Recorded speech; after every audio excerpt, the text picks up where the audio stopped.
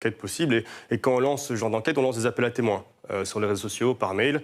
Et très vite, on reçoit des témoignages, 10, 20, 30, des témoignages comme ceux qu'on voit là et qui vraiment nous heurtent. On tombe de notre chaise quand on entend ces premiers témoignages. On est au téléphone et les gens sont en pleurs déjà au téléphone. Et c'est à tel point qu'on se dit, mais c'est pas possible qu'ils nous racontent, ils nous mentent en fait. C'est pas possible. Et puis devant la précision des faits, devant ce qu'ils nous racontent, on a plusieurs témoignages sur les mêmes hôpitaux, sur les mêmes directeurs médicaux. Et là, on se dit, en fait, c'est vraiment ça. Et ce qu'ils voulaient faire passer, c'était un appel à l'aide. Ils disaient, il faut que vous parliez de ça, il faut que vous fassiez un reportage là-dessus. Et puis on leur demande, oui, mais vous voulez bien faire passer face caméra, raconter votre témoignage. Là, c'était plus compliqué parce qu'il y avait une omerta, c'est un tabou, en fait, la souffrance des médecins, le malaise des jeunes médecins. Il y a le côté général au niveau de l'hôpital et puis au niveau des jeunes médecins particulièrement. Il faut savoir que quand ils viennent dans un hôpital, ils ont un chef de service. Et ce chef de service, c'est aussi leur maître de stage.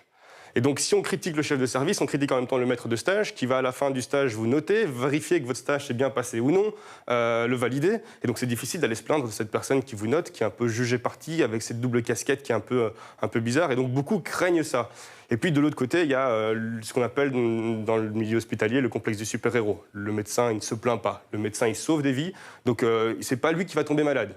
Et s'il tombe malade, c'est qu'il est faible.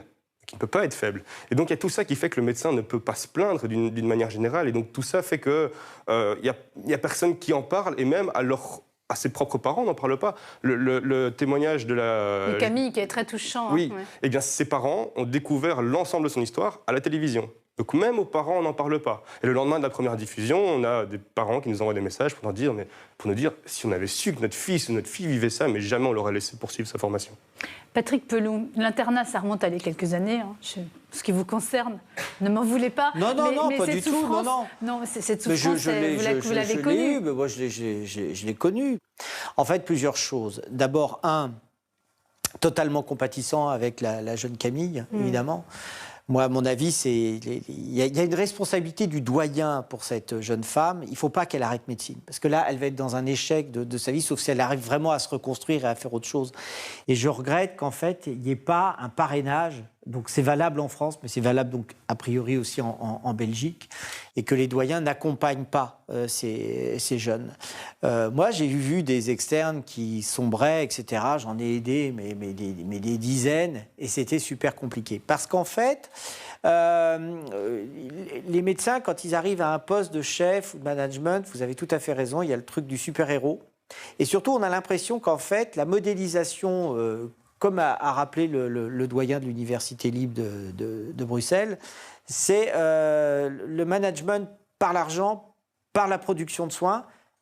Et donc, en fait, on a une sélection de narcissiques pervers. C'est les plus beaux narcissiques pervers qui deviennent chefs de service, etc. J'en ai dans mon entourage. Et c'est très difficile de travailler avec des abrutis pareils. Et le mal qu'ils font aux jeunes générations, c'est absolument terrible.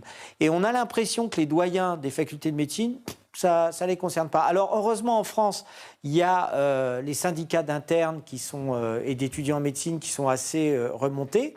Mais là, comme par hasard, ils viennent au mouvement social en disant on veut de meilleures conditions pour apprendre notre métier et donc un certain renouveau de leur encadrement. C'est très, très, très, très regrettable et dommageable parce que je crois qu'en fait, les études de médecine créent des bataillons entiers de gens profondément névrosés et malheureux.